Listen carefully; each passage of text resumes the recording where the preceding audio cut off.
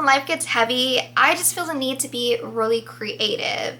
I just feel like whenever I get creative, it helps take my mind off of things. So that's what we're going to be doing.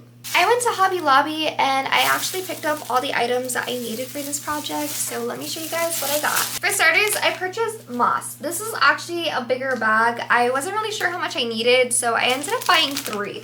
I ended up getting these smaller bags and this big bag. It was actually really difficult to choose what moss to get, but yeah, there's just so many. Hopefully this will work. Oh, also, I forgot to mention, but I was actually inspired by another creator who did this. I saw it pop up on YouTube and I'm like, okay, girl, I need to try this. So I ended up picking out these orange butterflies. I wanted pink, but they didn't really have pink, so I just got the orange ones.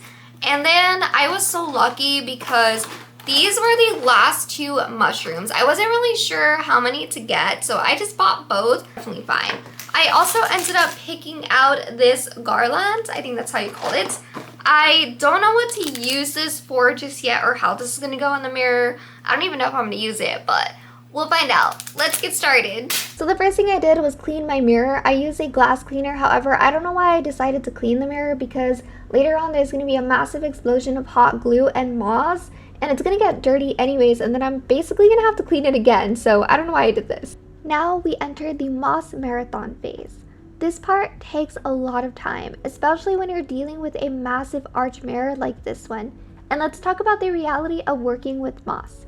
It is incredibly messy. It gets absolutely everywhere. Luckily, it doesn't bother me too much because there's nothing a simple broom and a vacuum session can't fix. But definitely be prepared for a cleanup dynamic. Also, confession time. I burned my fingers multiple times during this. Please be careful with your hot glue guns, guys. Speaking of glue, make sure you stockpile. I think I went through easily 14 to 20 glue sticks from this frame alone. I honestly lost count. I'm actually grateful because my boyfriend's aunt sent over some glue sticks because I ran out of mine. You might also notice I ended up putting a mask on halfway through. Depending on the brand of moss you buy, the smell can be incredibly strong. The one that smelled the strongest for me was the moss that was in the smaller bags because they are super vibrant green. Don't worry, it's completely non-toxic. It's just a very intense, earthy, sweet scent. The good news is it completely dies down within a few days of being out of the bag, so your room won't smell like that forever. Once the moss base was finally secure, it was time for the fun part, accessorizing. And I have to give a massive shout out to my boyfriend's aunt again because she is the ultimate lifesaver for this project. Originally, my plan was to keep it pretty simple with just mushrooms and butterflies, but looking back, I think that would have been way too plain and boring. She came through with these huge bags filled with fake flowers and extra craft supplies that completely saved the day and gave me so much more to work with. First up for the decor were these 3 large orange butterflies. I found them at Hobby Lobby and they were honestly the only ones I truly liked. So I knew they had to be the main focal points. But when I went to place them, I realized their antennas were absolutely massive and way too long for the look I was going for. So I had to grab my scissors and just essentially cut them a little bit. After trimming those down, I hot glued them along the arch and moved on to the mushrooms. To make the mushrooms look like they were naturally sprouting out of an enchanted forest, I tucked extra moss right around their wooden bases. I wanted it to look like they were organically growing right out from under the moss layer, and I am so obsessed with how these specific detail turned out. Next came the flowers. I had a really hard time deciding which colors to go with, but finally I settled on a mix of white and pink.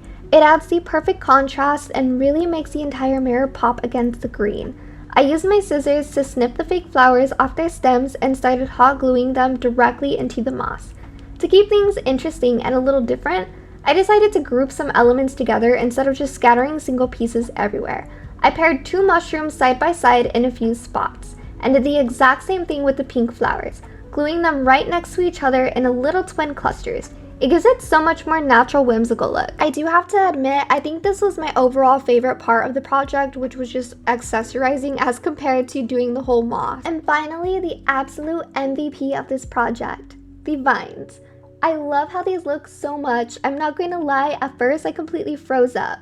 My brain was processing so fast because I had a million different creative ideas hitting me all at once, and I couldn't decide how to drape them. But I finally trusted the process and just started weaving them through the frame. Honestly, I think the vines are what made the entire project finally come together and feel complete. I mean, just look at the way this mirror looks already. It looks so well put together. Everything is just so great and amazing. I'm glad I finally figured out how to apply the vines. Let's take a look at the close-ups and all those tiny details. I tried to film a full panning shot of the entire mirror, but my hands were shaking so bad from holding the camera. So I'm putting up this gorgeous steady photo shot for you guys instead. Look at how magical she looks all set up. I am so incredibly happy with how this turned out. It was messy. I have no feeling left to my fingertips from the hot glue, and my floor needs a serious vacuuming, but it was 100% worth it. What do you guys think? Is it giving Wonderland or is it giving cozy fairy fantasy? Let me know in the comments below. I'm pretty tired. I guess I'll go home now. No, but for reals, I am really tired actually. I spent so long just working on this mirror, and honestly, I'm so happy with it. I really am. I did run out of glue sticks in the middle of it, so I'm really grateful that my boyfriend's aunt came and saved the day and brought me some, and she also brought me like a lot of flowers, and she was giving me all these ideas, and I'm like, I love it. I feel like if I didn't have the flowers, it would have been so plain without it. I think it would just been like really boring with the butterflies and mushrooms alone. So I'm really glad. I love the way it came out. I also love the vines. Everything about it was just so beautiful. Like, I just can't even express how happy I am. I feel like this was such a good outlet because I needed something creative to do. I've been trying to bring a little whimsy into my life because as someone who is chronically ill, I feel like life kind of gets heavy sometimes.